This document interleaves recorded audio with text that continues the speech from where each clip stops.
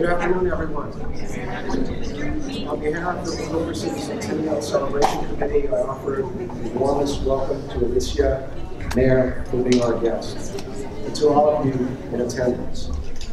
For those of you that don't know me, my name is Marcus Tiggs. I'm a board member of the Culver City Centennial Celebration Committee, and I'm also the chair for the time capsule. So, in the simplest terms, the purpose of a time capsule is to tell who we are and what we value. On completion, the time capsule will create a snapshot of what we value in Culver City so future generations may look back and learn about us after we're gone, or most of us are. As part of the time capsule subcommittee work, we are fortunate to have in our presence ALICIA Mayer, great-grandniece of the legendary Louis B. Mayer of MGM Studios, whose studio's home for decades was in this great city of Culver City. The format today will be conversational, with ALICIA walking us through the legacy of Louis B. Mayer and many photos and documents relating to MGM, Mayer, and his family. This will be facilitated by our own Debbie Lynn Elias. A little bit about Debbie. She's an award-winning producer, writer, and well-respected film critic. She has over 40 years experience as a published journalist, writing everything from hard news to film reviews and celebrity interviews. Debbie is one of the few critics in the country to have worked in both the technical and creative ends of TV and film. With her movie reviews being carried in over 140 print and entertainment sites worldwide with over 1 million weekly readers. Debbie is a recognizable film critic on red carpet events like the Los Angeles Film Festival, Film Independent Spirit Awards, TCM Classic Film Festival. She's also the go-to for distributors, publicists, and talent agents alike to moderate for screening and panels covering in-depth question and answers or panel discussion. If that's not enough, Debbie can be heard weekly on our radio show at adrenalineradio.com on Mondays. Okay. Procedurally, what we have is we're going to have a short break in about 3 or so. For those of you that are going to stay to the end, which you really should, it's going to be around 4. The tickets that you have, the lucky winners are going to take away a special gift that ALICIA has donated. And ALICIA at the tail end is going to donate some things for our time capsule. Now let's get the show moving. Debbie, it's all yours. Thank you, Marcus. I'm thrilled to see so many people here and so many familiar faces. It's always nice when I have my lawyer, my bartender, and my publicist. So, it all started in 1915 when Harry Culver saw Thomas Ince filming on Bologna Creek. Harry Culver saw possibilities for movie making in Culver City and convinced Ince to move his studios from the Palisades, which Ince referred to as Inceville, to Culver City, where the Ince Triangle Studios took up residence marked by the now historic Colonnade Gates on Washington Boulevard, a historic landmark. In October 1918, Samuel Goldwyn bought the Ince Triangle facilities for a whopping $325,000. With an additional $50,000, Goldwyn added 23 more acres to the property, which would eventually be known as Lot 1 to the MGM Studios. And while all of this was happening in the now incorporated Culver City, in 1919, entertainment entrepreneur Marcus Lowe bought a little company named Metro, which was located at Cahuenga Romaine in Hollywood. In the meantime, over on Mission Road in East LA, Louis B. Mayer was making movies for, what else, the Mayer Film Company. But by 1924, the movies would forever change when Lowe bought out Goldwyn. And then on April 18, 1924, he bought the Mayer Film Company. thus giving birth to what would become the most glamorous and most revered studio in cinema's history, Metro-Goldwyn-Mayer. Mayer was installed as the company vice president as well as studio chief, and by 1925, Mayer and his friend and associate Irving Thalberg, with Thalberg spearheading much of the film development, MGM was the most successful film studio in Hollywood. But just who is Louis B. Mayer? And who were some guiding forces that helped shape not only MGM, but the movie industry as we know it? I'll give you a hint. Most of them are related to our special guest. To answer those questions and many more, it's not only a privilege, but it gives me great pleasure to introduce the keeper of the Mayer flame and legacy, Louis B. Mayer's great-grandniece, ALICIA Mayer.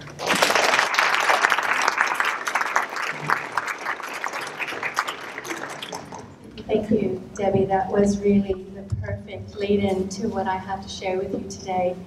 And I hope that you can understand me. I live in Sydney now, and I have lived in Australia for the last 30 years. So it's rather ironic, really, that the keeper of the flame, which really started here, is actually all held in boxes in Sydney. But perhaps one day that will change. In any event, I decided to finally come back to the United States after a very long stay away, and I reached out and said, hey, I have all of these photos. It would be a shame not to come back to Los Angeles, really a city of my childhood, and not share. And as many of you who are on Facebook with me know, I share heavily there, and also share heavily on my website, thefilmcolony.com. So just let me know quickly, how many of you are on my Facebook page, ALICIA Mayer? Oh, it's great. And how many of you are on Twitter with me? Usually not so much. And how many of you are look at my website, thefilmcolony.com? Oh, that's so nice. That's good. Well, you all get good gold stars. Well, so this talk is kind of in 4 parts. So where I'd like to start with is really the context. How did Louis B. Mayer even come here? And you got that lead-in, but what happened before that? So let's start there. Got to start with a map, don't we? Now I just want you to know this is not the mass migration of wildebeest. Right? This is not Discovery Channel. What this is one of history's greatest migrations ever. And it really has a terribly sad impetus, and that is the horrific pogroms of Ukraine and Russia.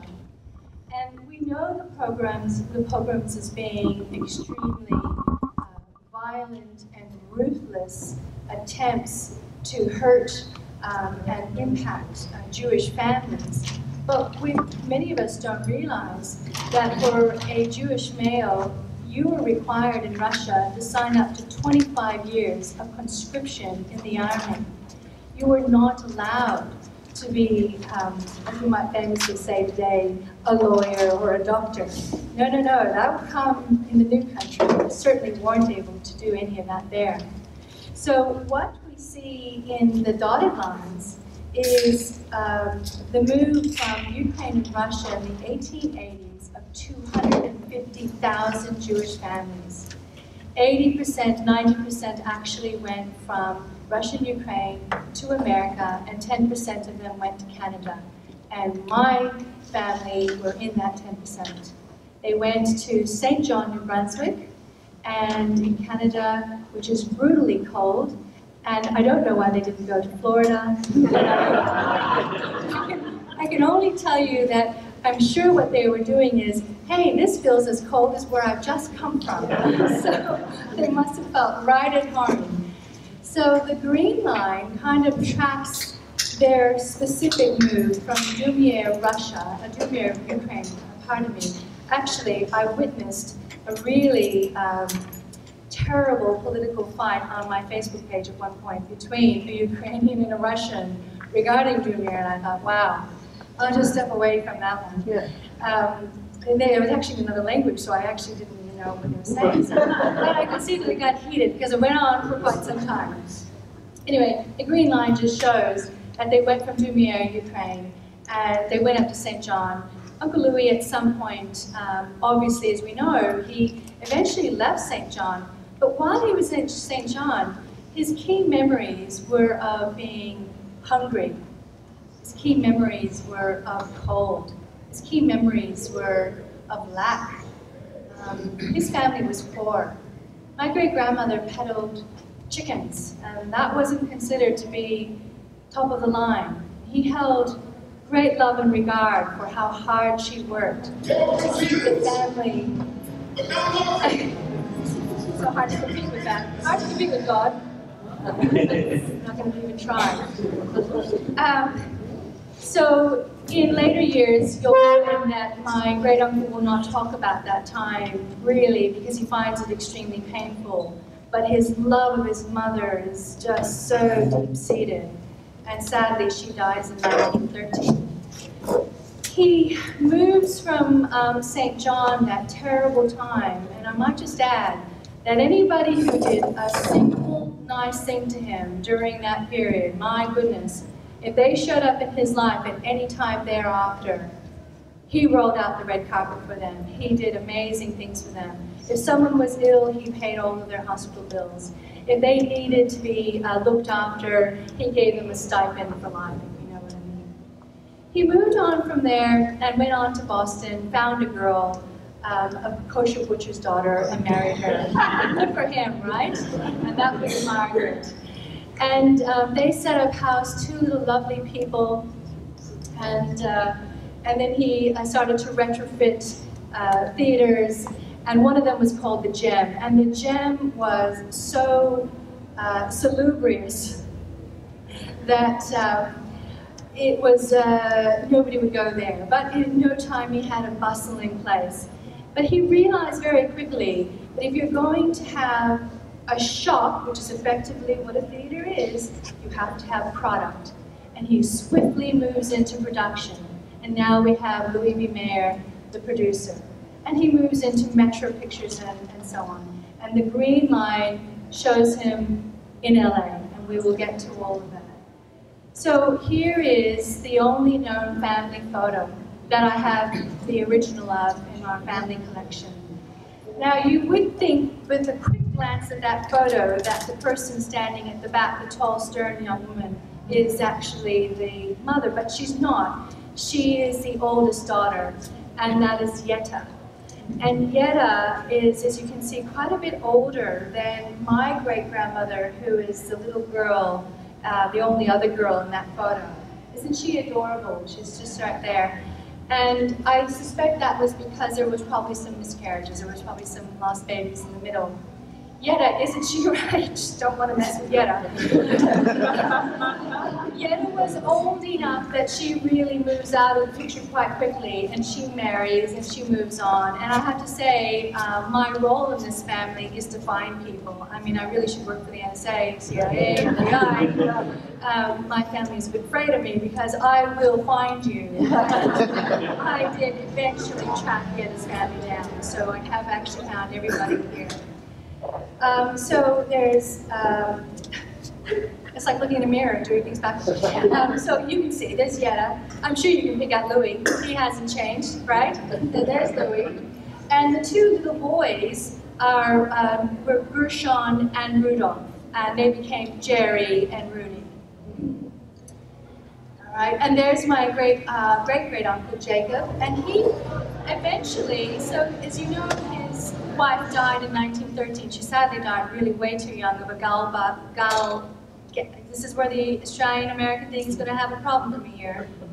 Gallbladder issue. Really have to take some lessons here. And so she died. So when Uncle Louis moved from the cold east, this was 1918, and you know, we as Americans, we've forgotten that the Spanish flu really devastated this country. Millions died.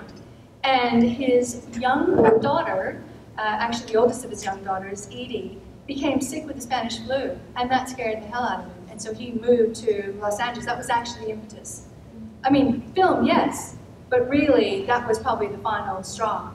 So he moved over. Unfortunately, great-grandma Sarah was gone, so Jacob, great-grandfather Jacob, came down from St. John and lived with him.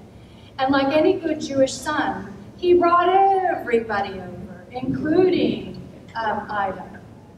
So there's the family tree, just to orient yourself. Well, who am I to tell this story, right? And why am I named Mayer? Well, I'm not. It's a pen name. And I say so on my website. I've always been open about that. It's a pen name. It's a bit of shorthand, but it also helps me to protect my children and my professional life back in Australia, where, by the way, nobody cares about this. Anyway, so I had to come back to my people here. But you can see the line there. So Yetta, who married Joseph, there's Ida, who married Louis. She actually married twice. She had 4 children. There's Louis and Uncle Louis and Margaret, and sorry, did I get that right? So there's Reuben, who really never married as far as I'm aware. Uncle Jerry married Reba Belinsky, gorgeous. And then they had Gerald Mayer. And then you can just see going down. So there's my line of people. Ruth and Roy is my great aunt. She worked for MGM. Roy worked for MGM. He was also a freelance producer. I will name some of his productions shortly, but they also had a son, Stephen Cummings, who was a music producer. He discovered The Cure. If you watch Searching for Sugarman, he was the musician's producer at one point. Jack Cummings married several wives, so I don't have room for them there. I'll talk about him shortly. Jack Cummings was a prolific MGM producer and one of my most favorite people, and I can tell you that we had a terribly aborted trip to a golf course that involved him saying, "Get in the golf cart, kid." Mitzi was my grandmother, very glamorous, and there was my grandfather, Saul Fielding, who was a producer. And then there was Leonard Sonny, who was the 4th, and he died young, and he died of the same thing that killed Uncle Louis, which is leukemia, sadly. Anyway, you can see then that there's a Selznick sign, Edie and Irene, and their children. And you know, Barbara just died just several weeks ago. So from Edie's side, Edie and Bill Getz. Now, Bill Getz was the founder of 20th Century Fox along with Zanuck. So when we look at the studios, my family actually played a part in 20th Century Fox as well.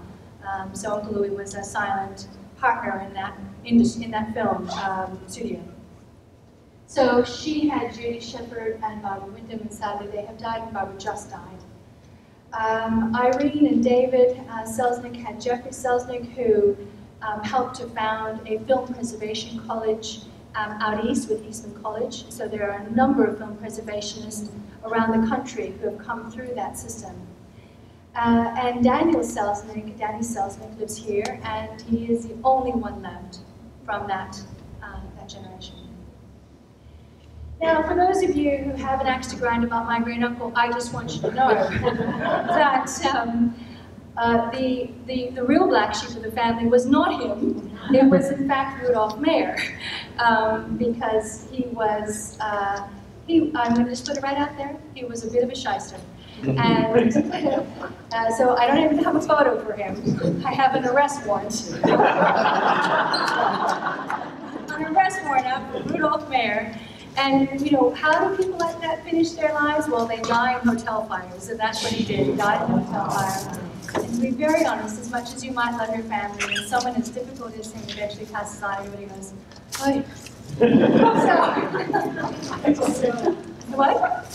Even in the, even in Australia we go. So as you can see, there's my gorgeous great-grandmother Ida. That is there. She is there with my granduncle Louis.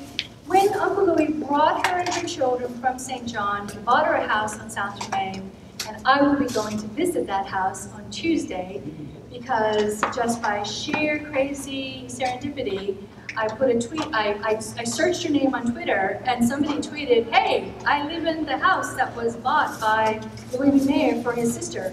And I've become friends with that woman. on visiting her old house. And there is Gerald Mayer with his beautiful wife, Greta. Gerald Mayer became the studio manager for MGM. And on my Facebook page just the other day, those of you who remember, I posted his amazingly grand office. You might remember, right, that office? It was like an Art Deco museum. So what did I know about these people when I was a kid? I was asked by a journalist recently, you know, so did you know that you were part of this family? Well, yes, on some level, I guess, of course I did know that I was part of this family. Not that we spoke about it, but I did know that. I was raised in Albuquerque, but as a child, I did get sent here on several summers. And when I was sent here, I was sent to my grandmother, Mitzi, who was on the right, my grandfather, Saul, who was on the right. And Saul was really my soulmate. I mean, he and I were buddies. And he schlepped me everywhere he went. He was quite happy to be my babysitter. So he and my Uncle Jack would take me, they were Lifetime Academy members, and they would take me to showings when they went to go see showings because there was for consideration, things that they had to see. And so they would take me to movies and they would talk through the entire movie. But they would be of a generation at a showing for Academy members, and everybody was doing that. It was not unusual, and I actually did think for a time, but that was actually what you did when you went to movies. You know, talk about deals in the movie, and it was a great surprise that people actually sat quietly in movies. I'll discover that later. And in front is my great aunt Ruth, who was absolutely hilarious. But film historians are now realizing that Ruth Cummings, I mean, we see an old lady here, but Ruth Cummings is now being realized as part of a power duo who wrote many of the silent film intertitles for, say, Garbo and several of the, you know, Ramon Navarro. And she was really part of this big duo with a woman whose name I can't remember, but I remember her first name was Ainsley. There, of course, is Vidal Sassoon, who everybody just thinks is a bottle of shampoo, but he was actually a real person. I mean, there he is. Everybody just thinks he's a hairdryer. And there's Howard Keel. So that's what I knew. I mean, as a child, those were the people that I knew, right? I had a whole cache of letters that my grandmother or that my mother had given me. And those were letters from when my grandparents were courting in 1939. Now, handy year to be given a cache of letters because my grandmother wrote them while she was working in the script department at MGM. They're all an MGM letterhead, and they all came out in MGM envelopes, and they were all stamped with whatever MGM movie was coming out at the time. So, and we might remember that 1939 was not a bad year for films, right? So my understanding of them was that they were people who spoke a lot about films at Nate and Al's. And every once in a while, my grandfather would lean in and tell a story, a dramatic story about, you know, this Uncle Louie person, and he would slam down his hand on the table. And of course, if I'd fallen asleep in the booth, I'd wake up. And so that's what I knew, right? I didn't know this.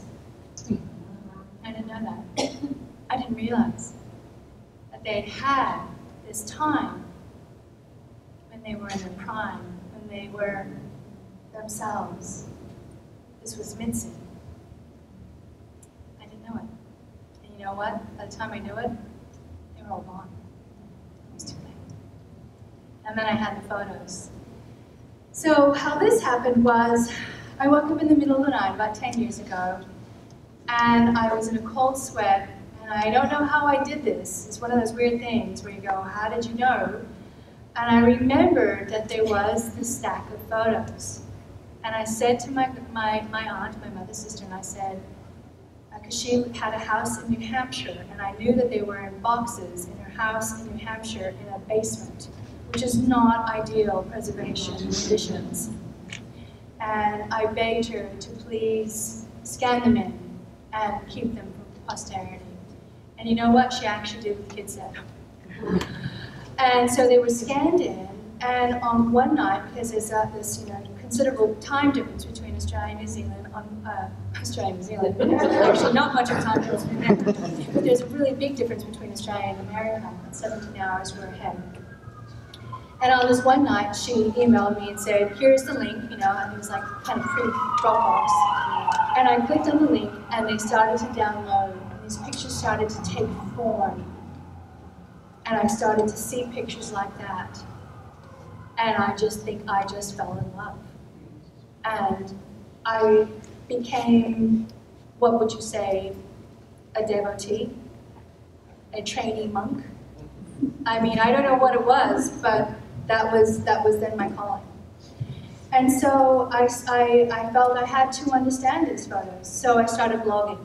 And so I created my blog, which is officially called HollywoodEssays.com, but I was like, who reads essays these days? So anyway, I called it the Film Colony. If you go to it, you'll see it loads Hollywood Essays. So I started blogging, and I also have a Facebook page, the official Facebook page, which is ALICIA Mayer. In 2015, my aunt again then said, enough already. I've had these things sitting in this basement, and she shipped them all to Australia. Oh. So I now then not just had the digital files, I now had all the originals. And this is vital because in terms of understanding these pictures, a lot of stuff was written on the back of them. And now I had the originals. And a lot of the glamour photographers of the day had their embossed mark. And sometimes you couldn't pick that up in the digital file, whereas it was really obvious in the original file, or the original document. So she sent all of the photos, and many photos I didn't actually even know she had. I think the scanner at one point went, oh, I've had enough. Right? Forget it. You can't even pay me enough to be doing this. So I actually have a whole bunch of photos that I just discovered just about a month ago that are still yet to be scanned in, that I don't have a scanner big enough for. There's my son who, this is 2015, he was a senior in high school, and as you can see, he's being completely overrun. He doesn't actually have any more room. And in the next 5 minutes he goes, okay, I take the hint, and he's moved away from that space. That is me unpacking everything. It does actually, just so you know, it is relatively organized. So this is the beginning of the Louis B. Mayer section, and I want to preface it by saying, if I can just say, please, no photography, just being polite about that. There's a reason for this. Obviously, you might know, those of you who are on Facebook with me and on my website, I do watermark everything very carefully. Obviously, it's because these photos are so precious. But I wanted to preface my talk by saying that I am not going to share with you anybody else's photos. These are the photos that we have. They are in our archive. I am only going to tell you the story through our photos. So you're not going to see iconic photos that you know from somewhere else, like the internet. You might see a photo that matches a photo that we have because perhaps it's a publicity pic that I do have the original from. So this is a story through the collection. Okay. So you might not think of Louis as a fisherman, but there you are. He's on a trip with his wife Margaret. I just adore that. She's really happy fishing. I mean, who knew, right? He would become America's highest paid person. But here he is in 1917 on a happy little summer jaunt with his wife. This is a year before they would move to LA. And I did not know where this was. And by sheer coincidence, one day, not too long ago actually, I was looking at the colored photo, the colorized photo, and you can see just underneath the basket of apples, there's kind of a little bit of sort of chicken scratch on the ladder. Well, what happened? I kind of just like clicked on it, and I ended up reading that it says St. Augustine, Florida. So now I knew, right? That's where they were. And both of them are in St. Augustine, Florida. So that's a little fishing trip. They're having a terrific time. So by 1917, their two daughters have been born. They're about, 8 or 9 years old. And I did a little bit of sort of triangulation of the birthdays. Because remember, Louis B. Mayer is my great-grandmother's younger brother. And they pretty much had babies around the same time, because my grandmother and my Uncle Jack and Ruth and their two daughters are roughly born within the same 2 or 3 years. They're basically all the same age. Those cousins are all the same age. So they're about 7, 8, 9 years old. So that they're not honeymooners in this photo, just to be clear. But just going back there, so where he is in his career is he already does have, and he looks so very young there, right? But where he is in his career is he already has, a chain of theaters. He is already working with Metro. So this is a bit more cleaned up and not holding fishes or fish. But he's already starting to have a persona in the industry. He's already emerging as a leader in the industry. He's already being written up in industry magazines, such as Vagabond and so forth. Now this is one of the rarest photos that we own. This is really quite remarkable. I actually thought that this was Ida with, Louis with Margaret, his wife, but it's actually Louis with my great-grandmother, and I know this because when I got the original, my grandmother had very helpfully scrawled all over the bottom of it. Thank you. Just the back would have been great. But anyway, thankfully not on the picture. So here they are in Metro Pictures in Boston. And this is apparently 1915, so I'm just slightly not chronological, because the fishing trip was 1917, we've just gone back a couple of years. But just to show you, by the fishing trip, he's already this guy. So this other side of the partner's desk is for Richard Rowland, who's a name you might remember, and Richard Rowland is his partner in this enterprise. It's just, I don't know, I just find it really remarkable. I try to imagine some of these photos in color, because obviously these people did not live in black and white. The photos were in black and white, but they didn't live in black and white, they were in color. It's a bit hard, but there you go. This is another one of our extremely rare photos, and I actually contacted the film historian Kevin Brownlow, because I actually was of the opinion that maybe these were the cameras used for when Ben-Hur limped back from Italy. Now, the first Ben-Hur from 1925 went to Italy at enormous expense. I mean, we're talking millions in the 1920s. I think it was a $6 million budget. Okay, I mean, what? 1920. I don't even know if we can calculate how much that is, but it's a lot of money. And the back and forth was like, what the hell are you guys doing over there? What's going on? Like whole months would be done, and it'd be nothing that'd be usable. So finally, Uncle Louis was like, oh, well, I'm gonna have to go over there and kick some teeth. So he actually goes there and loses a whole bunch of teeth because he gets abscesses through his whole teeth. Everybody is besides themselves. It nearly kills everybody who's working on that production. So yeah, it ends up having most of his teeth removed on that particular trip, and from there on in, he has dentures. But I just want you to know that if it wasn't for Ben-Hur being the problem child that it was, we would have no Greta Garbo. Because it's on that particular trip when he goes there to keep some sense into everybody that he ends up taking a quick jaunt up to Sweden, and he sees a film where he goes, oh my God, who is that? And he signs Greta Garbo, and she comes back very shortly thereafter. Those of you who are on Facebook would have seen that I posted the photos of Greta Garbo going to see Leo the lion, and there's the one. It was a quiet trip home because she was not impressed. Anyway, so this photo is not that. It is not, I wrote to Kevin Brownlow, we thought it was that, but it's not that. What it actually is it is here in Culver City, and they are faking it. It is for a lost film called Hearts of Flame, which was a 1923 production And they had all of these. I mean, this is an enormous amount of resources to pull together for this film. It is a Louis B. Mayer production. Now, what is the technical term before a star bursts out into space? What is that term called? Supernova.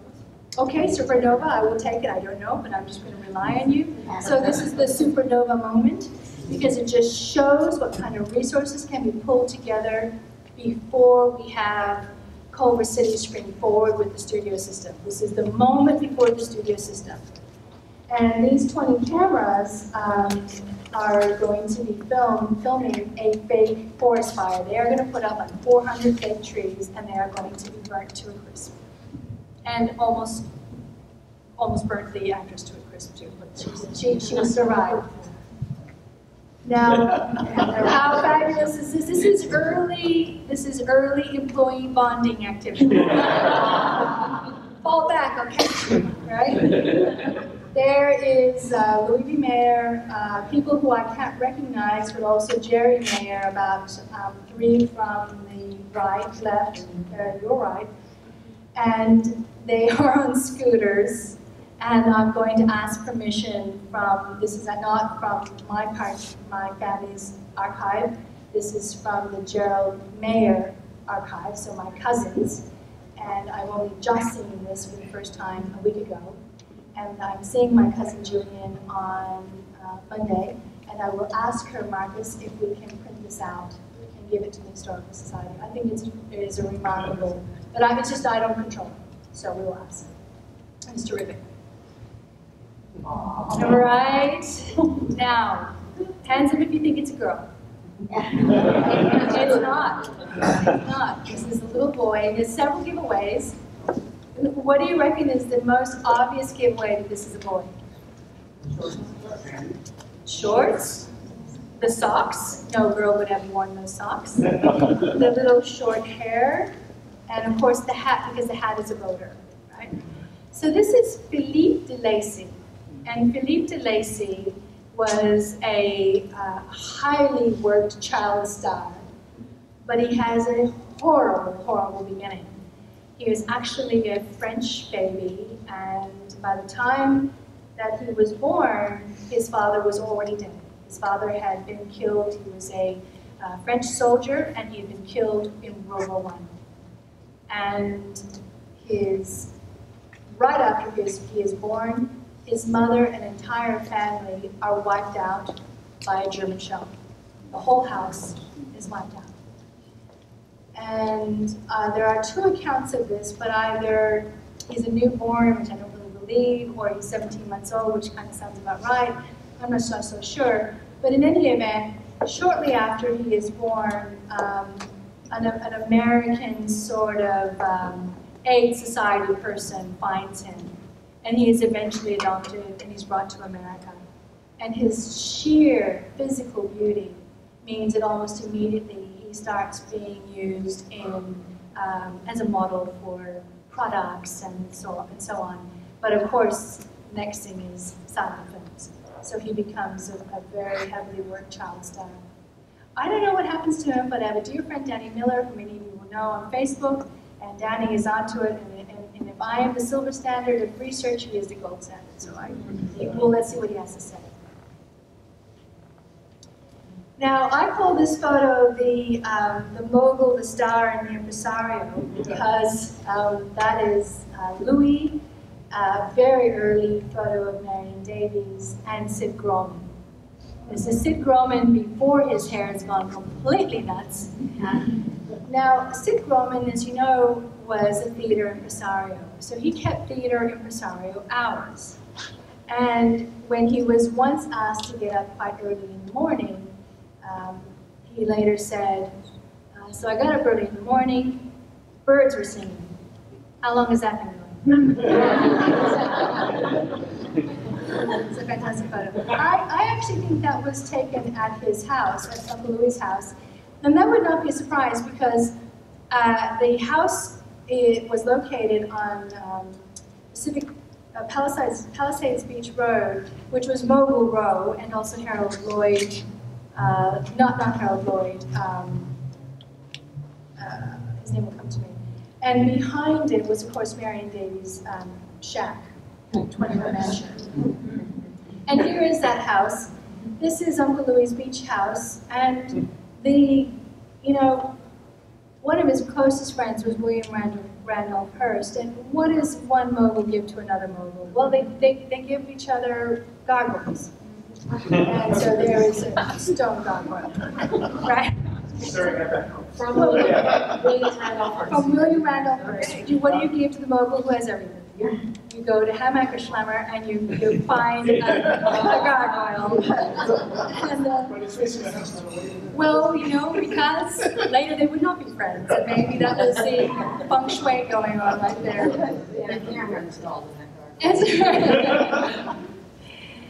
That house still exists, and here is Edie and Irene frolicking, as you do, at that house, having a grand old time. I mean, how about that for a vista? And those photos were taken by Ruth Harriet Louise, who was the industry's only female head of the photographic studios that the studios had. So, of course, there was the film part of the studios, but naturally, all of the stars had to have their photos taken. And so, Ruth Harriet Louise was the only female head of the photographic studio department that MGM had, so there was no other at any of the other studios. I'll tell you a bit more about her shortly. This is the actual dining room where the Academy of Motion Picture Arts and Sciences was conceived. This is where Uncle Louie discussed his concept for the motion picture sort of conglomeration of the various parts of the industry. The acting part, the screenwriting part, the producers, the directors, the sound. Those people who poo-poo it as some sort of union grab. Well, I mean, maybe that was a happy symptom of what happened later, and certainly union activity during that period across America was certainly on the menu everywhere. But I do think that he genuinely wished to conglomerate the efforts of the industry. And I understand that also part of that time, after they conceived, Uncle Lou actually sprung out of his own pocket for the very first meeting of 36 executives. That's right. That's right. And one of the big things they discussed was the burgeoning sound technology and how to bring that in. That's right. Well, I don't know that they did that, and perhaps Steve Lee here, who was going to create a sound museum. Yes, can perhaps address that. I'm going to defer to you guys. But what is really important is that one of the very first things that does happen is that the very initial efforts to create a university-level course occurs. So there were really some very genuine efforts to create an industry here. Now, here you are with Louis Mayer and Mae Murray, and of course the King and Queen of Denmark, right? Because that's who just came to Hollywood. Everybody wanted to come to Hollywood. And I had no idea that was the King and Queen of Denmark. I just thought they were terribly well-dressed people, and didn't they just look terrific? And then that photo arrived in 2015, and I was able to turn it over to the inside, and I went, oh my God, it's a King and Queen of Denmark. And obviously, if you're the King and Queen of Denmark, you want to come to the King of Hollywood. That's exactly right. You've got it. Now here's a rather grim photo, but it is Louis B. Mayer with May Robson, who, by the way, was an Australian actress, and a very long-lived actress. And she started off, in vaudeville, as far as I understand, and certainly the stage, and Irving Thalberg, and Lionel Barrymore. So in terms of sheer history in that one photo, it's really quite significant. I understand from Danny, who did some research on that photo, that they were actually celebrating the 50th anniversary of Marie Dressler, who they referred to affectionately as Muzzy. I just adore this photo. This is Clark Gable and Myrna Loy and Lionel Barrymore. It's the occasion of his birthday, his Uncle Louis. And this is a really unusual one for Jean Harlow because it really doesn't look like her. But if you have a look at the cleft chin, it is totally Jean Harlow, right? Now, Clark Gable and Louis Mayer did not like each other. And this is where Howard Strickland came in the middle. And Howard Strickland was just the sweetest guy ever.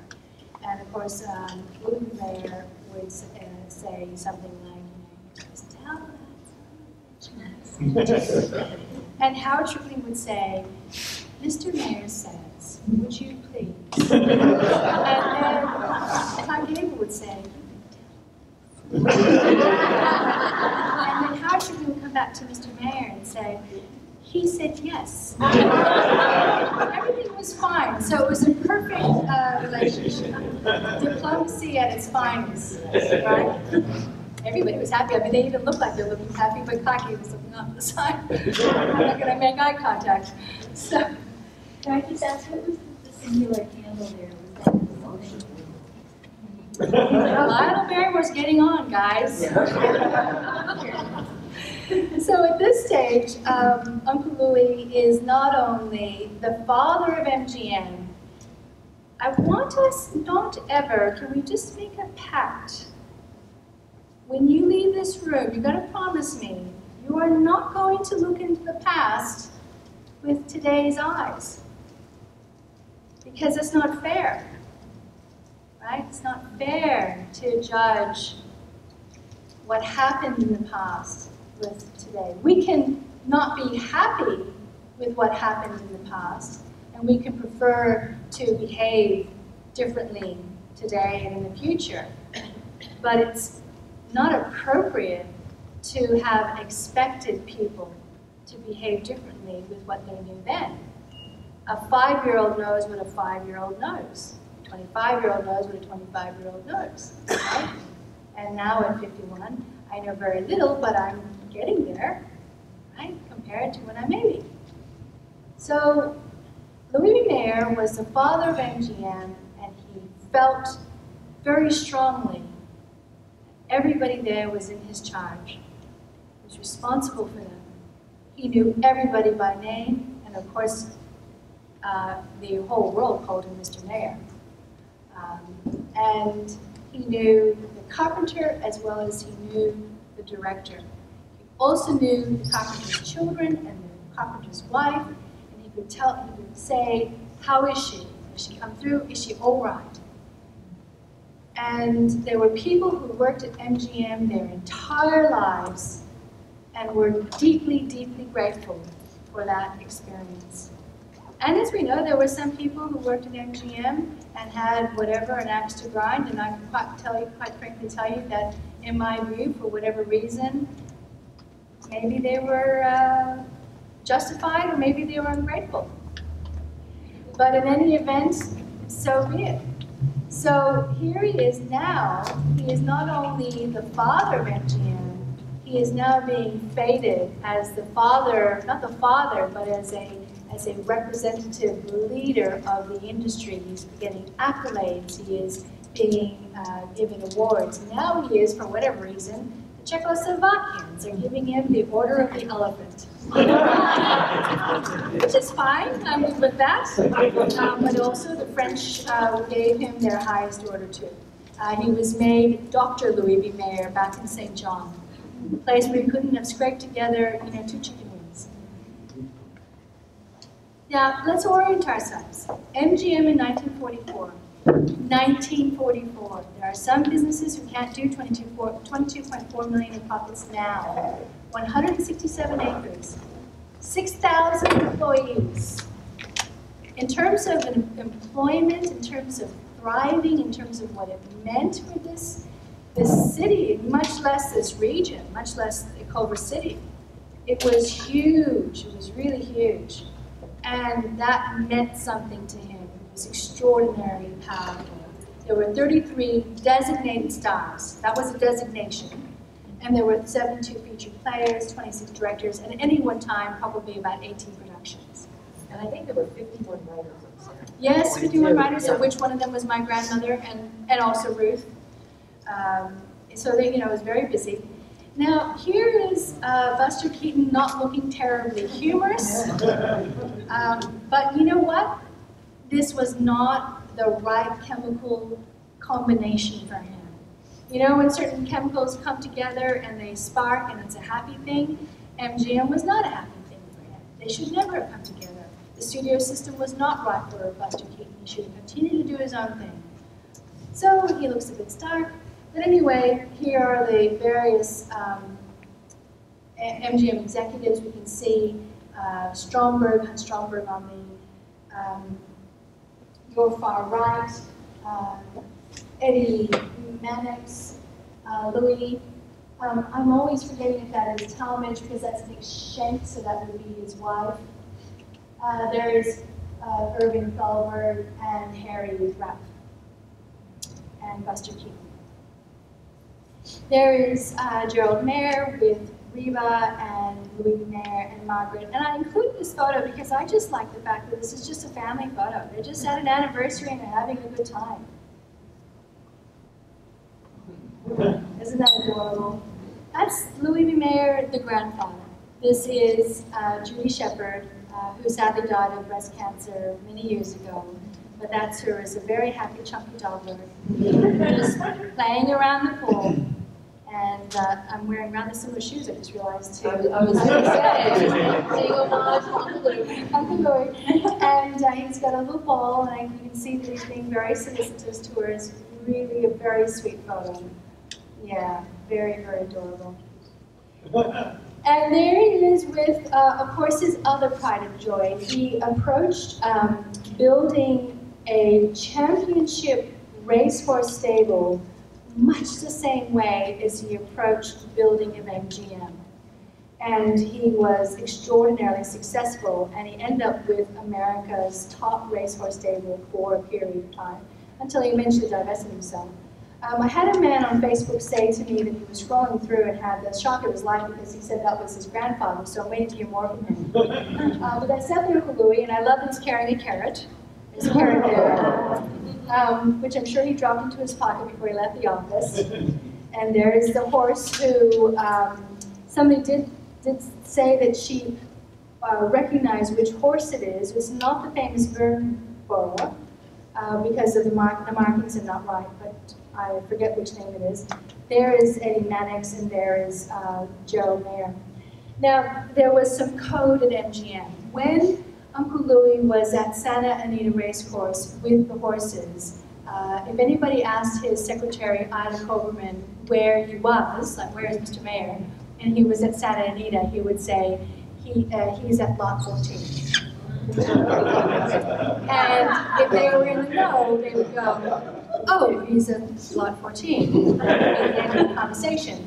If they weren't in the know, they were not about to ask Ida Koberman another question, so they would move on. One of the things I pointed out to you when I saw the picture the other day. Yes. My favorite part of this picture is it's Louis and the horse that are looking at the camera. It's adorable. Yeah. It's just a fantastic horse. Following you. Yeah. Yes. Obviously. Very He's good horse. one of the guys. So, I included this photo, well, for two reasons. One, because this is an Oscar dinner. You can tell because there is a teeny tiny Oscar statuette on the table. Can you see it? Would you kill to find that now? I mean, let's all keep a lookout at, how do you say it here? Because I'm just going to put it out there. Garage sale. How do you say it here? Garage sale. Garage sale. Chocolate, gold dusted, little ones don't count. No, they do not. Those walls are under liking. Who knew I was going to get speech pathology during this? Anyway, so two reasons. One is a happy reason, one's a sad reason. So the happy reason is, can anybody help me identify the young woman between Spencer Tracy and Louis Mayer? Because this has driven me and my partner in crime, Danny Miller, nuts for years. And every time I put her up on Facebook, everybody gets a little bit close, but we just never figure it out. If you think you know who she is, contact me on my Facebook page because I need to solve this one. She is on the tip of our tongue all the time. Those apple cheeks, she's adorable, isn't she? But I think it's also important where she is seated. I don't think you sit between Spencer Tracy and Louis B. Mayer for nothing, right? I mean, mazel tov, because what a great seat you got, right? Here she is. What year is that? Right here. I don't know, but that would help, wouldn't it? Yes. But I don't know. I'm sorry, I got no other detail about that. Now, the sad part of the story is, and I think this is the last slide in this story about Louis B. Mayer, is that when he died, Irene Mayer, his daughter's best friend, was Katharine Hepburn. And it was Katharine Hepburn who, like all best friends, moved into action. And she got that funeral happening. And that funeral had thousands of people who did eventually come. But she said to Spencer Tracy, "You are going to give a eulogy." And Spencer Tracy was so afraid to give a eulogy. I mean, how do you sum up? How do you sum up a man who, during his 40 years at MGM, 800 films had been produced? How do you sum up a man who had created not 800 films, but hundreds of stellar careers? I mean, careers we're still talking about now. Careers that have spawned an entire industry in books. And what about all those 6,000 employees who may not have been famous, but they raised children on those wages? They bought houses here in Los Angeles. You know, they had families. There were generations that happened because of that. How do you sum up that man? Well, he did. And that's the end of that story. Well, you know, something that I discovered not too long ago, very interesting about Lou before he left, was unceremoniously parted ways with MGM. The very last film script that he greenlit after notes came back from Green on what to change for code was Singin in the Rain. Yes, that's right. 3 days before. So Debbie Reynolds was called into his office, and she was told by him that she would do that part across from Gene Kelly. And she said, "Mr. Mayer, one problem, I don't dance." And he said, "You will." She did. And the rest is history. And I was terribly sad when she died because I had never met her, and I had hoped to meet her because I wanted to thank her for thanking Uncle Louis and Gene Kelly when she received the award from the AFI in 2014 to 2015. So the break was when? Yes, we'll hold to Marcus's schedule somewhat, Okay. and we will take a short break, and then come back and hear more and see more incredible pictures. Okay, great.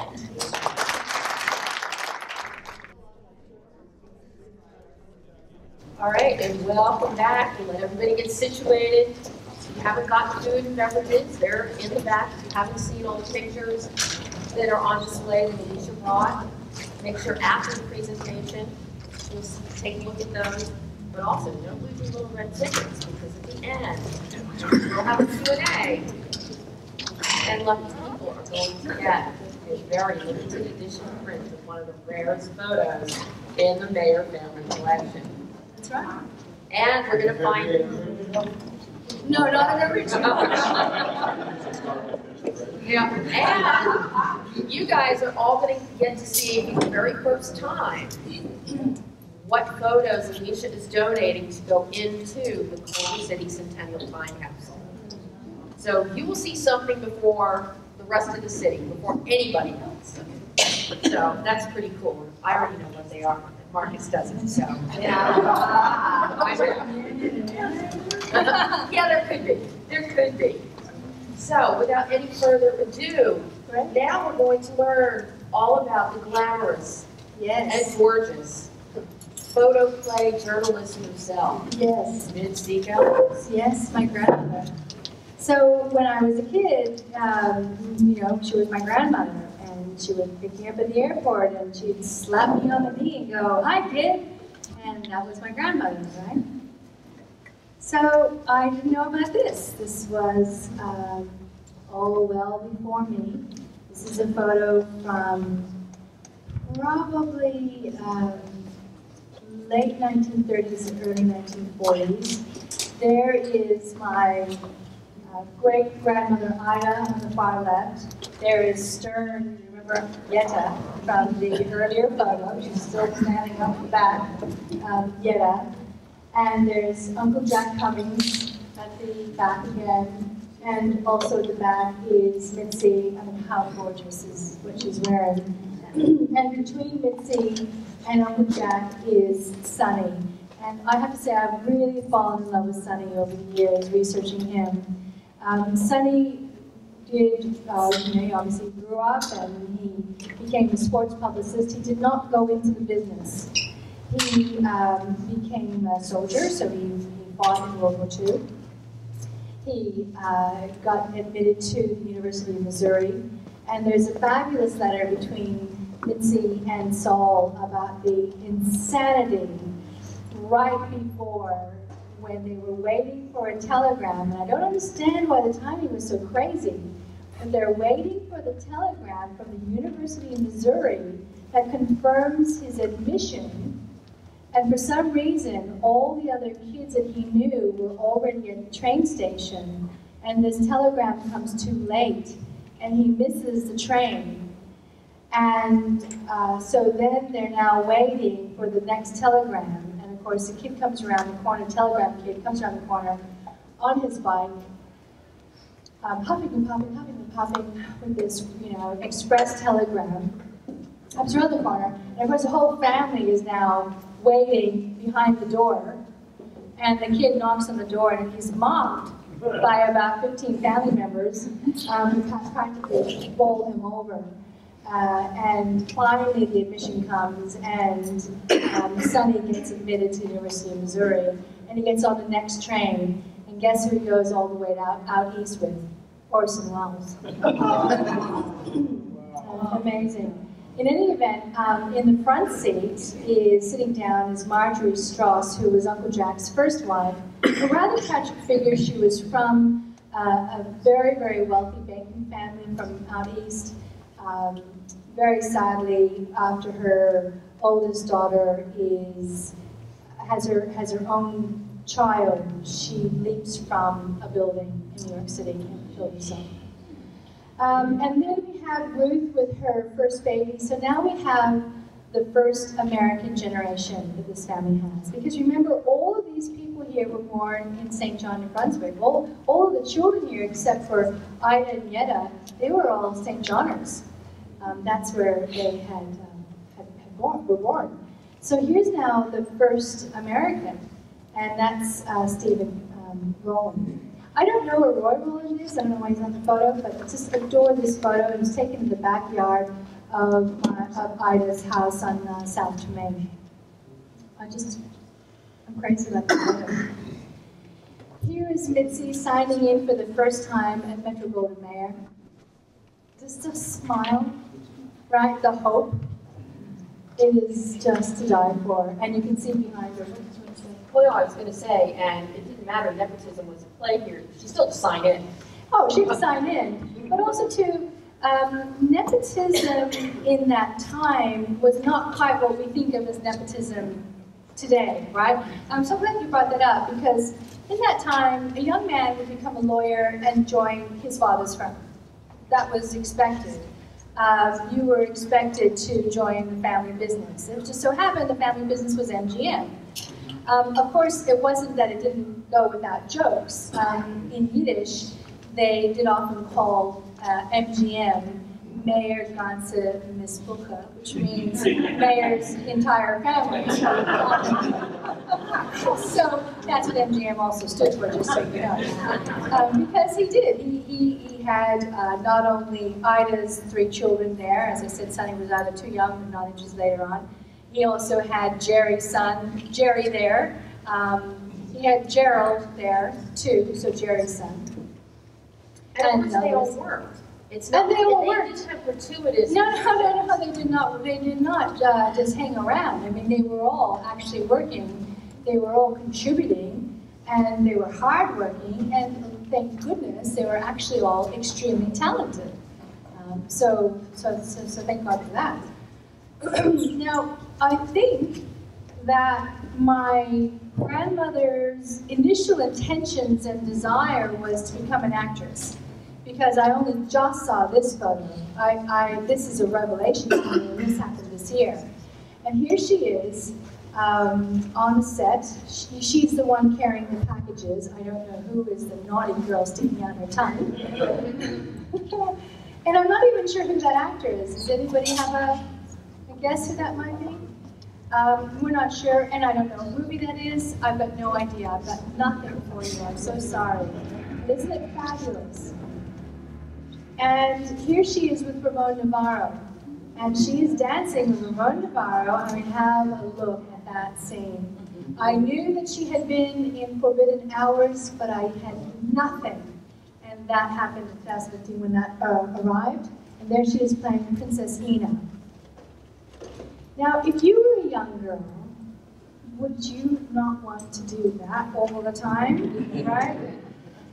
And here she is being made up by the legendary Jack Donald. And this is for, pardon me, uncredited role in The Good Earth. And so she's being made up, and Jack Don is showing off here his patented, how did you say, patented, okay, see, we can talk the same language. His patented, it's a sort of a, like a putty that he designed. Now, Jack Don did the makeup for hundreds of MGM films, but he also designed the prosthetic makeup for The Wizard of Oz. He designed all of those major characters. He designed the Tin Man, the Lion. He designed those scary monkeys. The witch. That was him. Now, there was no Oscar for makeup. He is buried in an unmarked grave. He had no recognition during his lifetime that is of the level that he deserved. In fact, it took the Elephant Man, which you might remember. Remember the Elephant Man and how powerful that makeup was. It took the outcry that there would be no Oscar even for him, that particular makeup person whose name I forget. It was even the next year that the makeup Oscars were created. So it's terribly sad, but he would not receive anything for his efforts, and as I said, he's in an unmarked grave. This was a little bit of serendipity that happened also very recently. That is a photo that's in our collection. It's signed to Mitzi from Marion Davies. I have not seen that anywhere else. However, when I put in, for some reason, her name into Google Images, on this one occasion, that colorful image on the right, which is the front cover of the fan magazine Motion Picture Classic, just showed up out of nowhere. And that image is obviously the the painted version of that. And I looked up the artist, and it's a Hungarian artist who happened to work particularly on portraits of presidents. So how he ended up in this area, I just don't know. But I saw the two of them, and I just went crazy. I just couldn't believe that I could find that. So clearly what happened was that the publicity shot was taken. The publicist sent that out, and he used it as a base for creating a more dynamic front cover, because the front cover couldn't possibly go out in black and white like that. So I had, as you can see, that's Jean Harlow with my grandmother, and my grandmother scrawled at the top of it, a study in black and white, and it couldn't be a better title for it, because here is platinum blonde Jean Harlow. In just 3 years from that photo, she would be dead. I mean, she just came and burst forward and died. And if you haven't seen it yet, that photo is actually here on display today. Just right over there. So why I included the page out of photoplay is because I wanted to illustrate to you that it's not like these two things happened together for me. They didn't. I had that photo arrive when my aunt had these digitized. I knew roughly that she'd done photoplay magazines. And then I saw a tweet a few years ago and somebody said the Media History Archive Project has now digitized all the photoplay magazines. And I went, oh my God, something sort of tweaked at me. And so I followed that link, found the photoplay magazines, I put in Mitzi's name, and literally that was the first page that I saw. And I've now had the match. I had the reason for the photo in print. And now I knew that why these photos were taken was because Mitzi was taking them for a column. Aren't all of the photoplays sitting in Danny Miller's house? I think so. I think they are on the walls and He stacked does have upstairs, them. yes. He does. Now, how fabulous is this? This is Fred Astaire with Mitzi and Fred Astaire's regular, oftentimes director, Mark Sandrich. And Mark Sandrich's sister is in the inset photo. Many people don't realize that Mark Sandrich's sister was Ruth Harriet Louise, who was the MGM photographer that I told you about. Their father was a rabbi. So I don't think he thought that they would have the career that they had. But the sad part is that they both died young. She died in childbirth. You know? So that was the end of that brilliant career, and he died of a heart attack. And that far too young. But both incredibly talented. And I mean, Fred Astaire. Wow. Look how young. How young and how perfect everything is in that photo. And Mitzi's every last costume. Now, here is John Gilbert. What I don't understand about this photo is this is not out of focus because of me. It is just an out of focus photo. I don't know why. It just is. I don't know if it was meant to, sort of convey, like tension or something. It's just out of focus. And then there is Marie Wilson. To Mitzi, dear, Thanks so much. Thanks so much. Yeah, there you go. It's like Love Marie. Yeah, love Marie. So we have a number of photos that are actually signed to either Mitzi or her mother, Ida. Now, I don't know about you, but the last party I went to didn't look anything like this one. Cheese cubes, etc. But this is a party of a different type altogether. So the host of the party is the only person actually looking at the camera.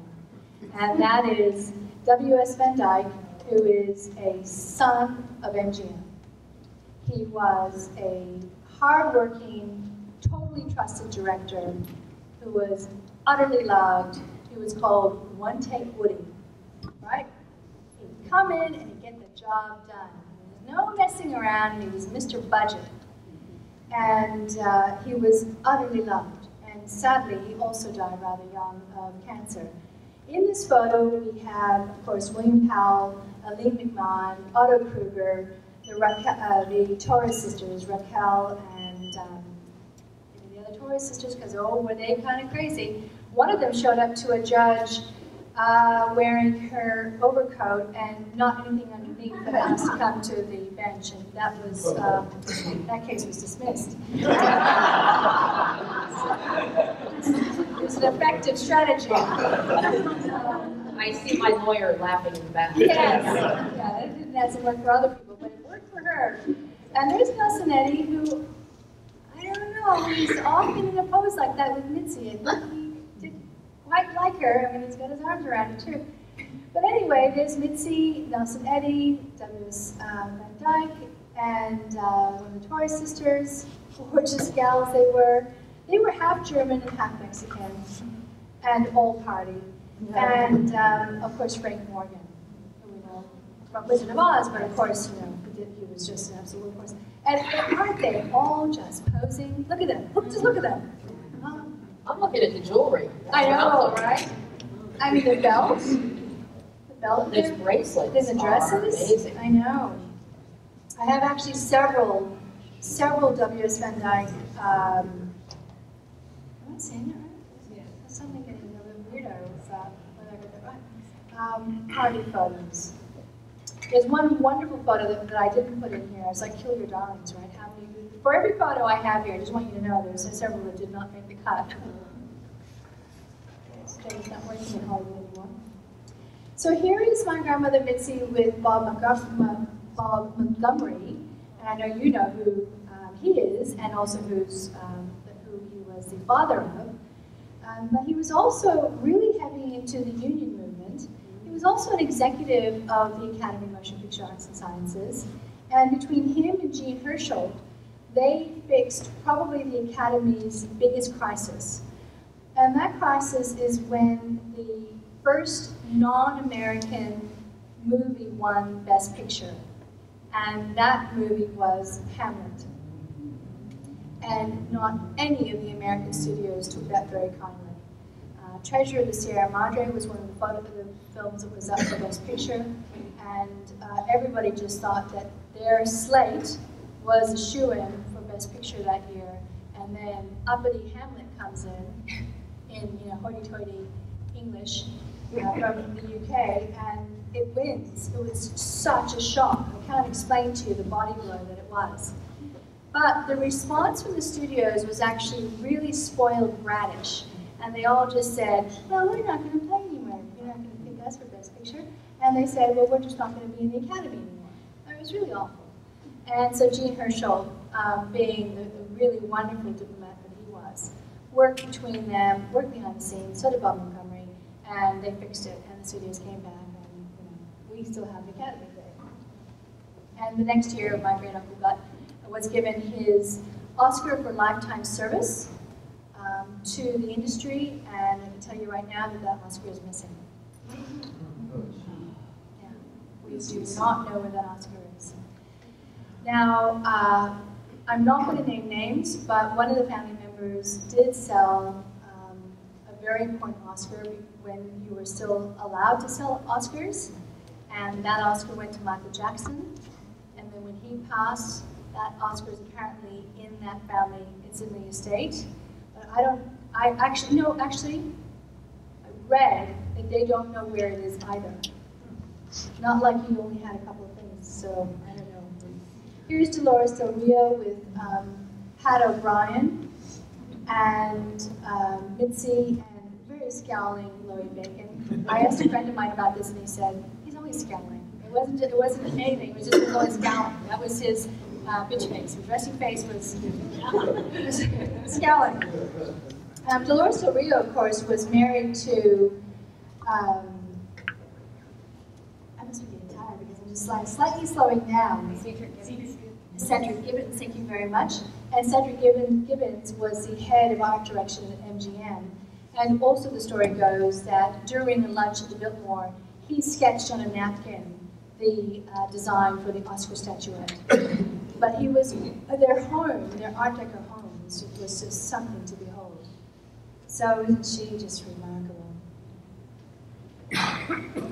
Here's another fabulous family photo. There is now Roy Rowland, who made so many films. I hesitate to slow down our pace because we still have more to go. How are we going for time, actually? We're doing all right. We're good? Okay.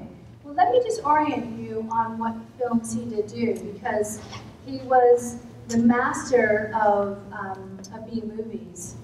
So we've done Uncle Louie, and we are now here. Okay. And there is Stevie, as he is known, and he's a little bit older. Oh, great, I don't have it in my notes, so I thought I did. Our vines have tender grapes. The 3,000 Fingers of Dr. T. And a few others, but I remember him telling a story when I was a kid that there was a climactic scene that involved an eagle having to come down and grab a fawn. And you know, you can't just go up to an eagle and give the eagle the directions. Okay, so here's how it's going to go. I'm going to show you the storyboard, and this is exactly how you're going to do it, right? So this is the day. So they had a stuffed eagle, and they had a stuffed fawn. It's a highly controlled environment. But still, every time they put the eagle on the wire that was going to come down and get the fawn, the eagle, of course, would turn upside down, go flying, and then hit the fawn, and then the fawn would go over. And of course, I couldn't get enough of that story. I just wanted more of that story. And I'm just trying to look up films for you, and I'm not getting a connection with IMDb. Oh, sure. Well, in any event, yeah, right? He's, of course, in the MGM book. All of my great-uncle Jack's movies are in this book. All of Roy Rowland's for MGM are in this book. I mean, it's a fantastic resource. How many of you have this book here? Yeah? Isn't it great? It's mine. Yeah, well, nobody else can have it here. And here is Mitzi, gorgeous as ever, Ruth, and Ida. And here's Sonny, a little bit older. Do you love what Sonny is wearing? Right? Now, what's really crazy, I mean, DNA is a really strange thing. He is the spitting image of my oldest son. Yeah. How great is this? Okay. So George Burns, Gracie Allen, my grandmother Mitzi up at the top, Joe E. Stone, Joe E. Brown, George E. Stone, and Chico Marx's first wife, who I want to say is Ruby. I think I might have that wrong. In any event, Chico Marx's first wife, Betty Karp. They're at the gala opening of the Mayfair Club at the Biltmore Hotel in 1935. Right? Can we just live our lives like that? So, George Burns and Gracie Allen, of course, are Burns and Allen. They are coming into American homes, millions of American homes by that point, every single night. Americans are in love with them. Their smiles will be wiped off their faces in 1938. In 1938, there was a dinner all the way on Park Avenue at the home of federal judge Edgar Lauer. And he has this fantastic dinner with his wife, co-hosted with his wife, Elma. And they have, you know, the fabulous people of New York City who are of their type. Lawyers and doctors and the very wealthy. And one guy who really doesn't belong there. And his name, his first name, I can't remember right now, but his last name is Chaparro. And Chaparro is a bit of a shady character. Chaparro is there because he is kind of a friend with Elma Lauer.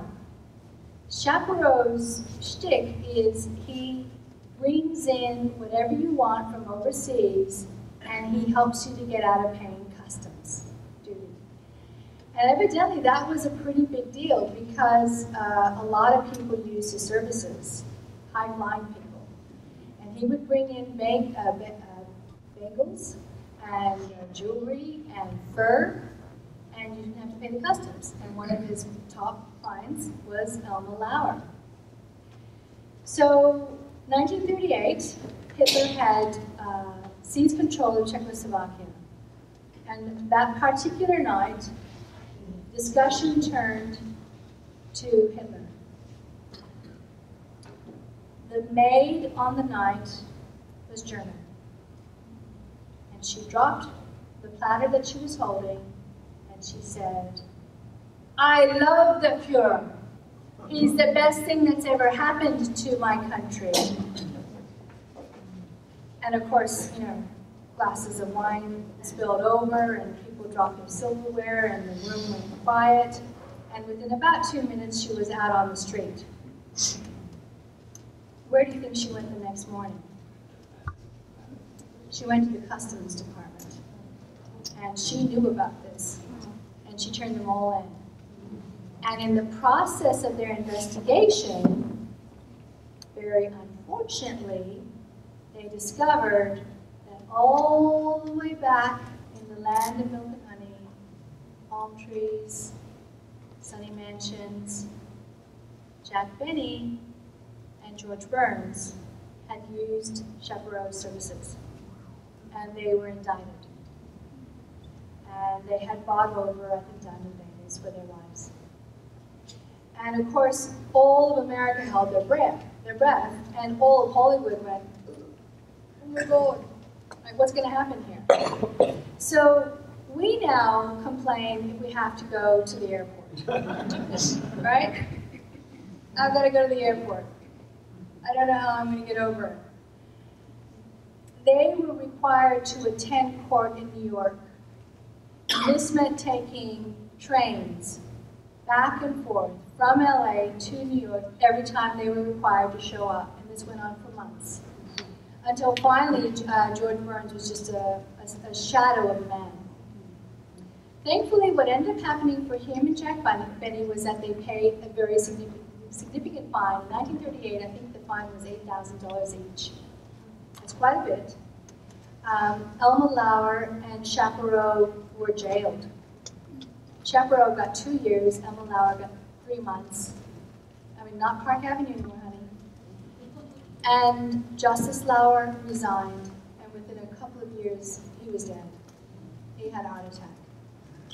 Very strangely, the President of America at the time actually commuted a sentence. FDR, and I don't know why. It's an inexplicable. And what's really strange, and this is real chutzpah, is that when Chaparro got out, he then tried to sue Jack Benny and George Burns. Like, are you for real? Here is Charles Bickford, who at age 9 tried to kill a man for almost killing his dog. And then when he was in the movie East Java, was nearly killed by a real lion. And actually showed, almost his entire neck was torn out. But he so needed that job, I mean, how Hollywood is this, that he actually showed up like 2 days later for the job, and the producers were, could you go home? Because you look frightening. I mean, that pack. So he stayed, but he almost collapsed. But Charles Bickford was, he was a tough guy, but you know, he made a lot of movies. He was nominated several times. In every movie that he was nominated, where his co-star was also nominated, they always won. He was a terrific collaborator in that sense. There is my grandmother Mitzi with Ted Healy. Ted Healy was the creator of the Three Stooges. And I remember when I was making a little mini documentary about this particular photo, I was looking at those early films that happened to actually be produced by Uncle Jack. And my God, were they violent. Oh my God, they just practically knocked the lights out of each other. In fact, I think they do knock the lights out of each other. So Ted Healy was a real belligerent character. So his first son is born, and what does he do? He goes partying to the Trocadero. He goes to the Trocadero Cafe, as you do, and the first person he runs into, and he's already completely amped up, just so you know, he did a little bit of drinking on the way, because you gotta do some drinking before you go and do some drinking. All right? And he gets there to the Trocadero, and he's belligerent as all heck, and he runs into Albert DiTiccio, and DiTiccio, just so you know, will go and marry, what's the name of the CNN anchor who has the white hair? Oh, well, Anderson Cooper's mom. Okay, so DiTiccio will eventually marry Gloria Vanderbilt when she was 17. Maybe 4.3 million reasons. Potentially there were 4.3 million reasons for that. And he knocked her around quite a bit, and she eventually left him.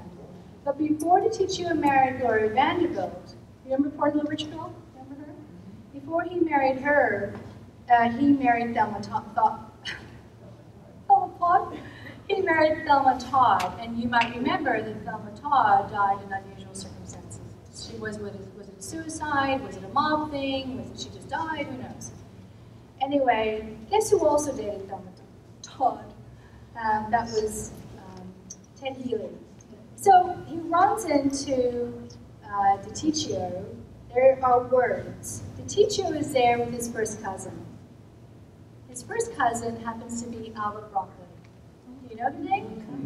Who would that be? James Bond? Yes. Okay, so James Bond would come later. And I think it was in the 1940s. James Bond would come later. So then later that night, Ted Healy is found in a very bad way in a hotel room. The hotel doctor is brought in. He doesn't survive the night. He dies the next day, basically. Obviously, his son is raised without a father. What happened to him, nobody knows. Did they have anything to do with it? I don't know. But his wife is convinced that he was roughed up. Here is my grandmother now married to, this is their honeymoon photo with my grandfather Saul. Here's one of those letters I was telling you about. Yeah, anyway, baby, today climaxed all the excitement of all the other days. Climax and anticlimax, I'm defeated with nerves, but don't think this is all my pet, not at all. Visitors who are dear friends were but one part of it. The excitement over getting Sonny ready was but another part of it. There was still the have we got a maid or not problem. Most often it was not. So I helped with beds and dishes and the telephone. And then, my sweet, there has been my mother's charity work, the quarrels and the quabbles and the jealousies that are constantly discussed. In person and on the phone, constantly, and the phone never stops ringing, never. And so, to sum it all up with neatness, and it goes on. And anyway, I just have to tell you, I have a stack of letters this tall. And I can read them for months at a time, and then I'm exhausted. Right? So there is my grandmother with her two daughters. One of them is my mother. There's my grandmother taking part in what would be her mother's life work, which was raising money for the Los Angeles Jewish Home. There's a really sweet photo with my mother and aunt. Here is a really important photo as far as I'm concerned. There is my grandfather Saul on that side. There's my cousin Gerald Mayer. Saul produced Bright Road, and Gerald Mayer was the director. In the middle is Dorothy Dandridge, who, by the way, Gerald Mayer dated for a while. And right next to her is To Die for Harry Belafonte. And this is his first film. Now, my aunt tells me stories about Harry Belafonte coming to the house, and, you know, he would walk through the door, and the sheer gorgeousness of him would nearly knock you over. And then he would sing, right? And then you'd want to pass out. I mean, he was just something else. But the reason why Bright Road is so fundamentally important is because it was written simply as a normal movie for African Americans being themselves. It wasn't African Americans being domestic staff. It wasn't Gone with the Wind, for instance. This was actually about a school. It was about teachers. And so it actually won an award that my grandfather received, which I don't know where it is. Anyway, Gerald Mayer went from movies to making, directing TV. He directed The List Is As Long As Your Arm, $6 Million Man, Peyton Place, I'm going to go all over the place, Mary Tyler Moore. I mean, the list is just crazy. He was just everywhere. Bonanza. You'll see, if you're watching any late night TV or any Saturday or Sunday TV, chances are you're going to see Gerald Mayer come on as the director. Yeah, he also did Eight Is Enough, Mannix, That's right. That's right. Bob Hope Presents. Yes. Quincy, which, that, by the way, is on BTV every afternoon. To know, just before General Hospital on ABC. Lou Grant. Yeah. So he really transcended the decades. He did. He was the only one in the family who went to TV, and he did that very, very well. A lot of that universes of the family stuff. Yeah. That's exactly right. So here now is everybody kind of grown up. Here's Uncle Jack. He's now married to Jerome Kern's daughter, Betty. And there is, and so one of Jack's granddaughters is here, sitting at the back, Marnie. And she has promised, I'm going to get it on the record now, to do a whole bunch of scanning for me, because she has a box, and in her work it goes boxes of photos. And Okay, we need to hear you say yes. Yeah. We're getting this on. Yes. On the record. Thank you very much for that. Okay. Done. Contract is sorted. Okay. All right. And there's Mitzi wearing that fabulous hat. Not so much, not for me. And then there's Ruth, and she's got this sort of like winged Adonis thing happening. Right? I'm looking at Mitzi's earrings. I mean, Oh, and that necklace. I remember that necklace very clearly, actually. She wore that necklace for many years. In fact, I think I have a photo with that necklace coming up when I was a kid. And so this is not the first time this presentation happened for me. I mean, I did it for the first time yesterday. But Mitzi actually did this presentation about her life in the day about 40 years ago, so 30, 40 years ago. So she was actually in the photos, she did the presentation about her life, and there are all those photos. And now I'm looking at this and I'm going, of course, that's actually how I knew about that, because I remember seeing that brochure as a child. And so that is how I knew that all of those photos existed. Now here's something funny for you. I have some notes that she wrote down on cardboard. And one of the notes that she has says that there is a photo of Greta Garbo with my great-grandmother. Now, just like Greta Garbo, I cannot find that photo. Garbo is Garbo. I'm just excited she was writing things on cardboard. She actually has a whole chronology of things that she's written on cardboard, which is a really My useful... grandfather did that. Really? Yeah, cardboard. Cardboard? What is it with cardboard? The backs of notepads, because they wanted to use every single scrap Of course. and economize. That's so the right. backs had paper, even cereal boxes, you know, Yeah. cut out the back. Yeah. It was there and it was useful. Yep. So here we have Ricardo Montalban, who, the story goes, my grandfather brought to America to be in a movie.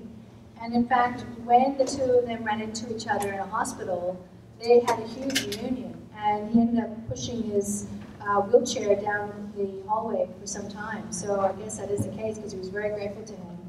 There's Janet Leigh.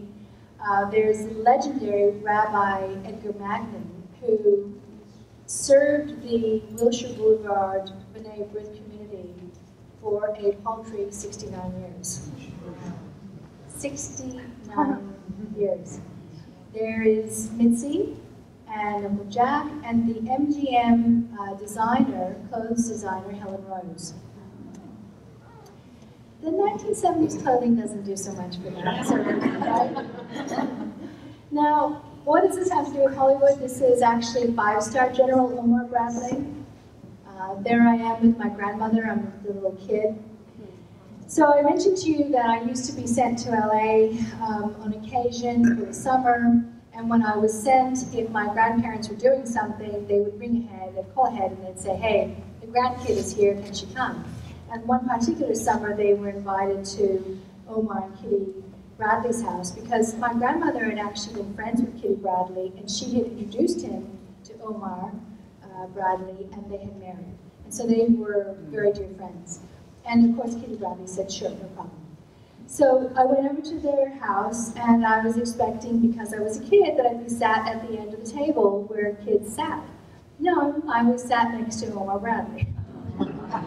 So I was sat next to probably one of America's most decorated 5-star generals, and the first thing served was oysters, which every child runs for.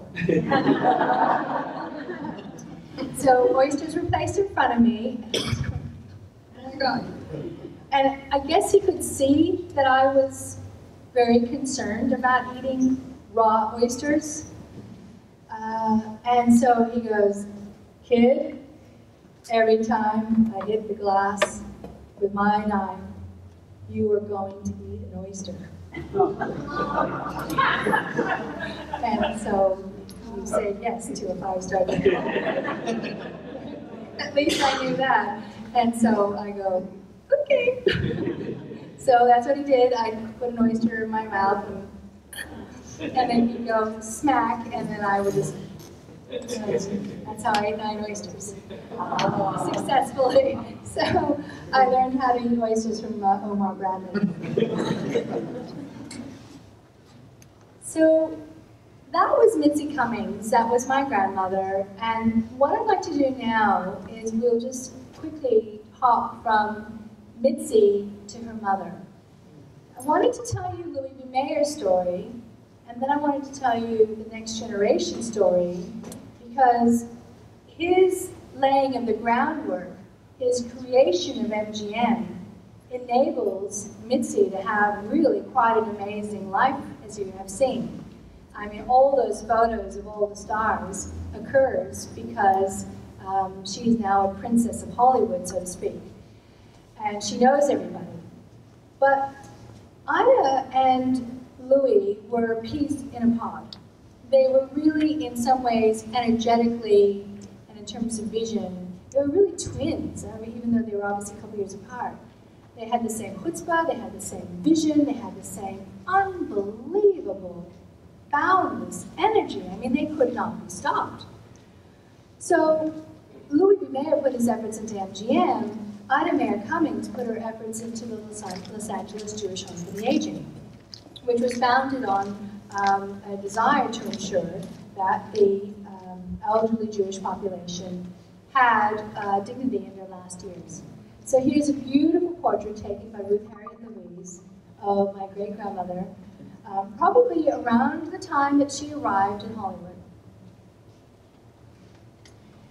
So here is this fabulous ladies' auxiliary. Do you love those hats? This is a story of hats.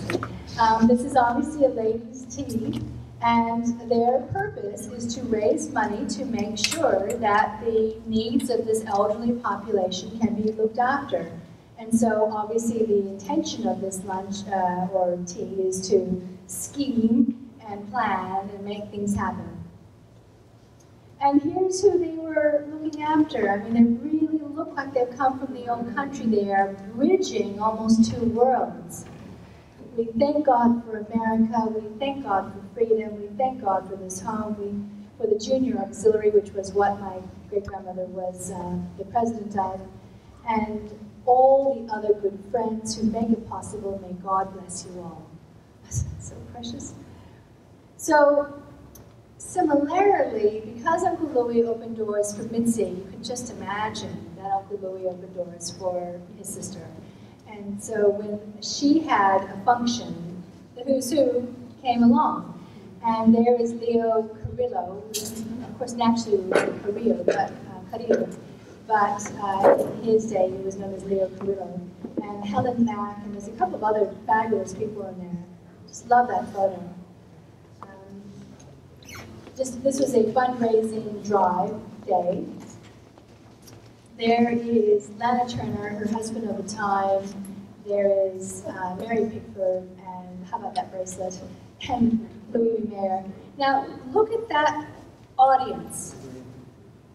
This is a gala event for the Los Angeles Jewish Home, which you now know to be in Reseda somewhere. These were the gala events that she ran, and these people came to them no matter what. Now, when Mary Pickford came into my great-grandmother's life, they became best buds and partners in crime, and they were just so effective. Mary Pickford would be kind of the master of ceremonies, I guess, and Ida would be the planner. She was the president, and Mary Pickford, of course, brought in a whole lot of money. And she donated land, as you can see. So this is land that she actually gave to the Jewish home. And here's a fabulous portrait of Buddy Rogers, Mary Pickford. She adopted 2 children. She adopted Ronald, and baby Roxanne.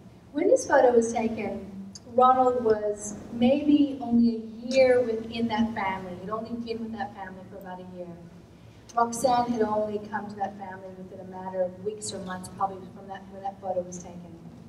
And I just want you to know that it is a sad story.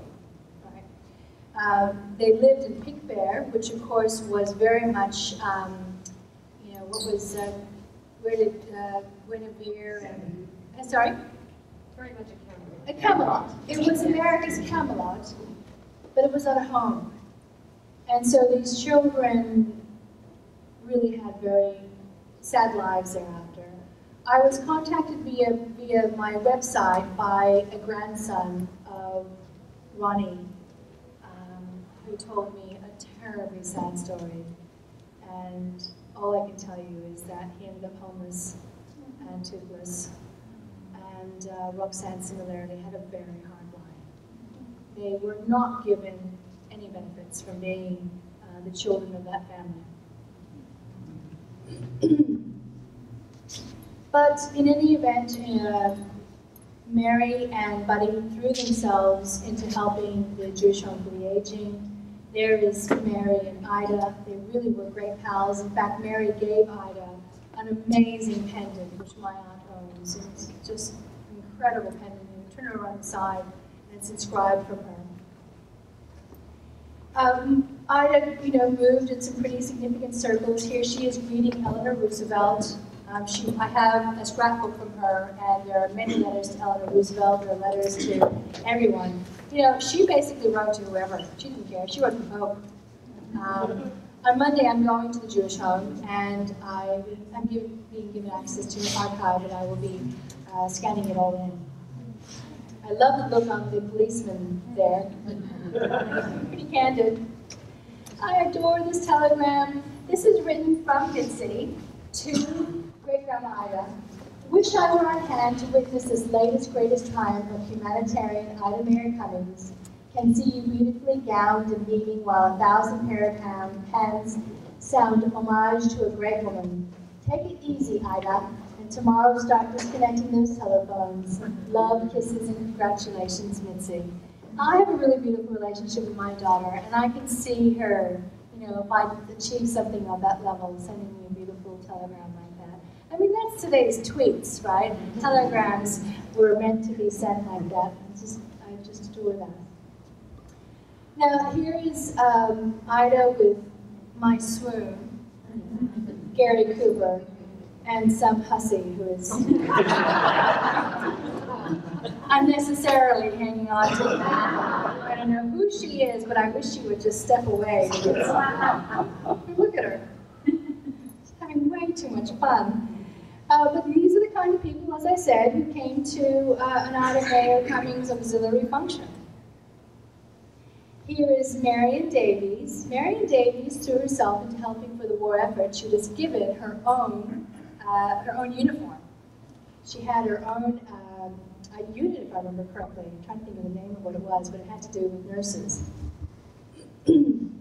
Now, this is the only thing in the collection where I've added a snippet.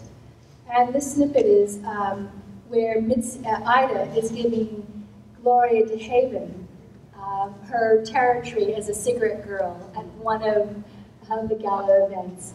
But cigarette girls were a big part of events like this. They were often young starlets or semi-famous. As I understand it, Angela Lansbury is in this photo somewhere, but I'm not quite sure who she is. There are probably other young stars. And they would sell a pack of cigarettes, obviously at an inflated price because they were raising money. And there's Ida with Mae West. Now, I don't know what you think about Mae West, but she wrote a letter to Ida that is incredibly thoughtful and just extremely timely and on message. And it's about what's happening at the time with regard to not World War II, because we're now in the lead-up, we're in the Third Reich. And she's being very thoughtful in this letter. I have it on my website in case you're interested. Here is Ida with young Shirley Temple. Now you look at Apple Shirley Temple, but she's actually a divorced single mother in this photo. And very shortly, within a matter of months, she will actually leave film and will become Mrs. Black. She will marry Charles Black. Fantastic photo of Hattie McDaniel, who of course won the Oscar for Gone with the Wind. And she was also a member of the Los Angeles Jewish Home for the Aging. She also contributed. Jane Mansfield, also a contributor to the Los Angeles Jewish Home for the Aging.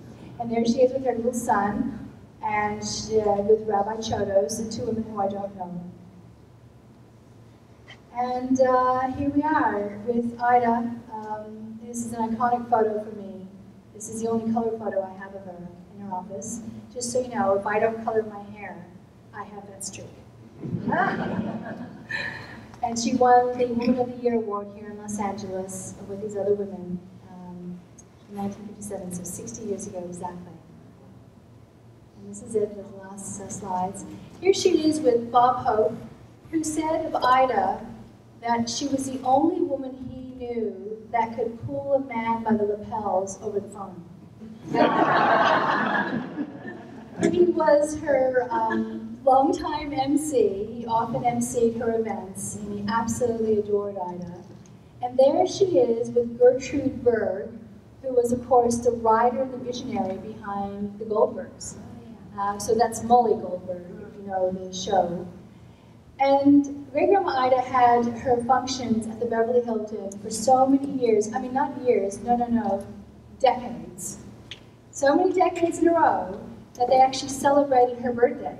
And that is, happy birthday, Mrs. Cummings, from all of us at the Beverly Hilton. I think that's it. You did it. You survived. I should give you a So, should we make the announcement and then let everybody just mix and mingle with you for a Q&A? Sure. Well, do you have any questions? Yeah? What was your question, Ms. Hamilton? I was curious. I know you've been in Sydney for 30 years, so I don't know how often you come to LA as an adult. But I'm an archivist at the Academy of Motion Picture Arts. Oh my goodness, how fantastic. So I'm assuming, or have you visited? No, I haven't. Oh, you haven't? And I would very much like to go one day. Oh, yeah. Yes. I cataloged Jack Cummings' papers a couple of years ago. Oh, There's a wow. wonderful collection of Fred Astaire to him in there. Oh my goodness gracious. Okay. So Jack Cummings' granddaughter back there, Marnie. I would very much like to go, and I did know that they had a collection there. I knew somebody from there who I understand is not working there anymore. I do hope to go. I've lived in Australia since 1988. I'm married an Australian. I don't come back here very often. This is my first trip to America since 2007. I do hope to get here more often. In fact, I hope this is going to kind of break the drought of trips. So I really would love to come and visit that so much. So perhaps if you could give me some way of being in touch with you, and we could arrange that sometime? Sure. Okay. Yeah, thank you very much. I have a question. Yes? How does it feel for you to be standing here diagonally across the street, the house that Uncle Louie built, on the very grounds? Everything here was MGM. Yeah, it feels really powerful, actually. I can feel it. Without sounding kind of kooky and like I'm going to start my head spinning or something, I do feel the power of it right here. I live on top of the old love pocket. Oh my gosh. Wow. Well, I do feel it here, and I'd like to be able to have more time here next time I visit. But it is really, it's a full circle moment for me. Right here. Hi. So I just actually discovered this event today by looking through Facebook events. Oh, and yeah. then I went to your Facebook page and your website and liking everything. And because I didn't know about you before, but I'm glad that I came. But I was reading about you finding the woman who's living in your great-grandmother's in Ida's house. And she said something about they hear them, that there are spirits there. And I wonder how you feel about going to visit the house with that going on. Do you hope to hear any of that, or are you kind of anxious about that? That's such a great question, because I did mention that I went into Twitter and I put in crazily Ida Mayer Cummings' name. Here's a woman who was born in the 1880s, like, right, she's going to be in Twitter. But there was a tweet that said, I live in the house that was bought by Louis Mayer for his sister, Ida Mayer Cummings. And so I reached out to her and we began a conversation. And she's become a friend, she's become a pal. And she has very kindly offered for me to come around this week, and I will cross the threshold of the house where you saw everybody in the photo in the backyard. I will cross the threshold to the house where my grandmother Mitzi lived, where probably very briefly Jack and maybe Ruth lived very, very briefly, where Sonny lived, where Ida did all of her planning, where she had several phones, where she wrote all of her letters, where they had maids who came and went, and she was pretty demanding. And I'm not sure what I'm going to experience, but I have actually brought 2 original portraits of my great-grandmother that I'm going to give her. And she tells me that she's going to put them up on the wall, so that Ida is returned to her home. You're going to give away does, an original? I am going to give her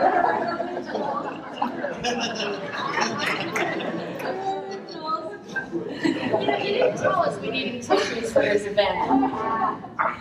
And she says to me, and she prefaced it by saying that we are completely normal people and very rational. Her husband's a lawyer, she was a producer, she's now a writer of kids' books. And they said the house is very active. Now, I said, well, my family was very busy and noisy in real life, so why would it be any different than that? Of course. So I'm not at all surprised that there's activity. She says that there are things that arrive and disappear, there are sounds.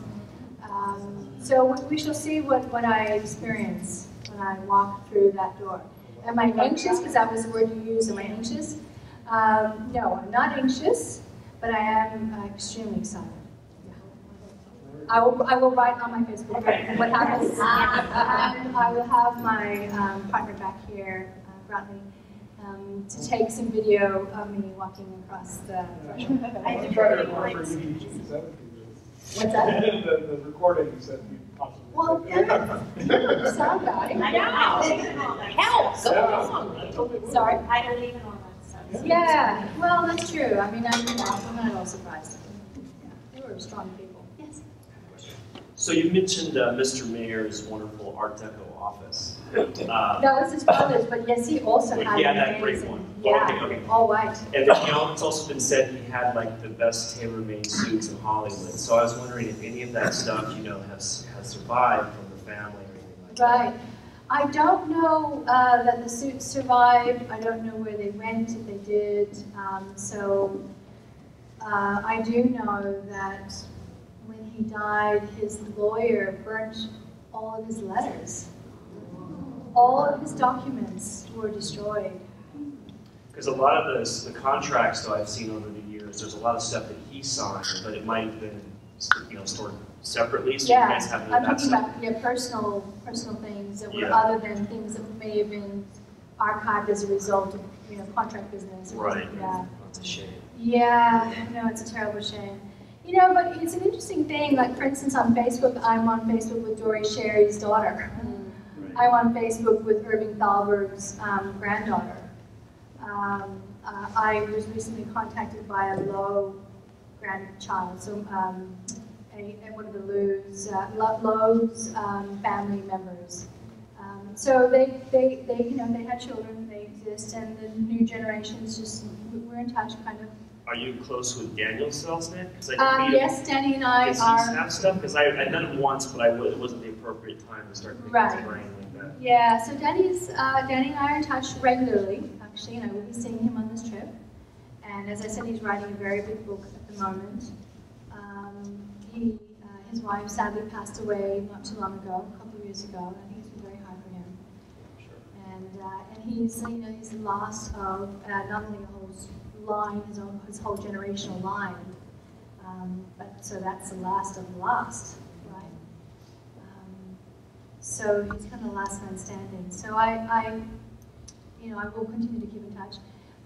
It also brings up an important point that Danny and I are the only two in our family who are public. Everybody else in my family is extremely private. So Louis B. Mayer does have grandchildren. There are several, actually. They're very, very quiet. Not grandchildren, great-grandchildren. They live private lives. They don't choose to be out in public, and I honor that. I might say with my mother, my aunt, my sister, my aunt's children.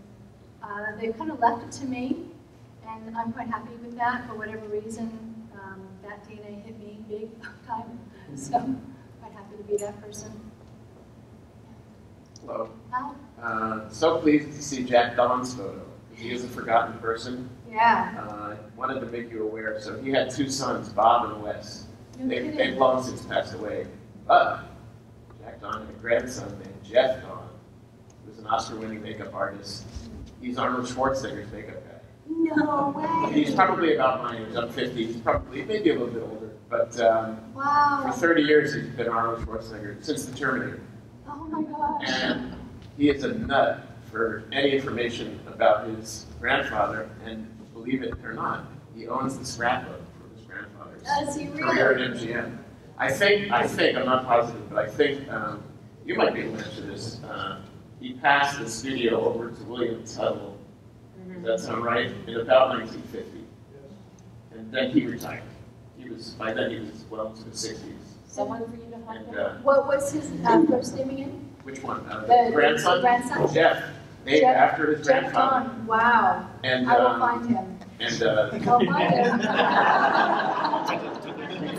he is on Facebook. He is on Facebook. But more importantly, that photo that you have to the makeup community in Los Angeles, they Wow. would die just to see the photo. Yeah. To say nothing of being able to do anything with it. But Of that set, I have the set I showed you, and then I have, I think, just two more that are her in kind of in costume. But that's all I have of Jack Don, unfortunately. Yeah, but That I would would be- really love those two, and I'd be happy to share prints with him. the scrapbook, you have to see that. Oh, too, I'd because love a lot of to that see that. intersects with your Gosh. family. And, Okay, well, thank you very much for that. to my knowledge, I think Jack Don retired, and I think Louis B. Mayer left the studio within a year of that. Yeah, They both left at the same time. that was a tough And that was one. kind of the end of the golden era, right, of MGM. It totally was. I mean, really, when the door closed on them, it was just never going to be the same.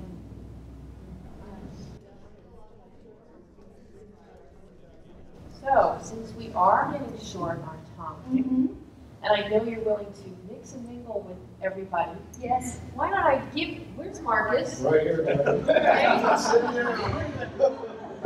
You know, you're a lurking I'm sitting loon. there. All right, get your butt up. I'm going to, now, before I give you this, have you looked around the room? Do you have any idea what photos Alicia may be donating to the time capsule? I have no idea. Okay. Well then, I turn it over to Alicia to end the suspense. Okay, well, thank you very much. Well, thankfully, they're here. So I thought this would be a good one because, as we were saying, and thank you, Meredith, for the supernova comment. This is here, but it is the. Oh yes, okay.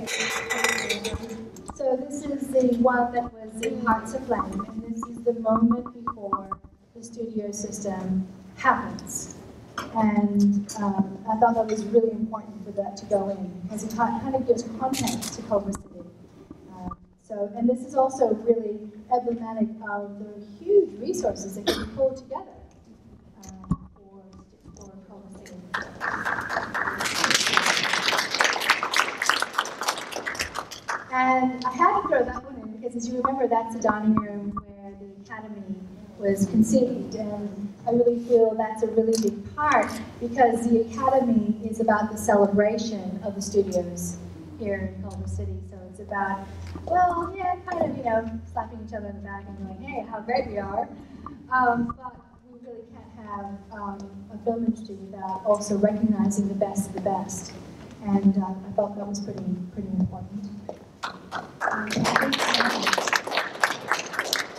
And I'll get you another picture of the other one, but here I had to give you that little one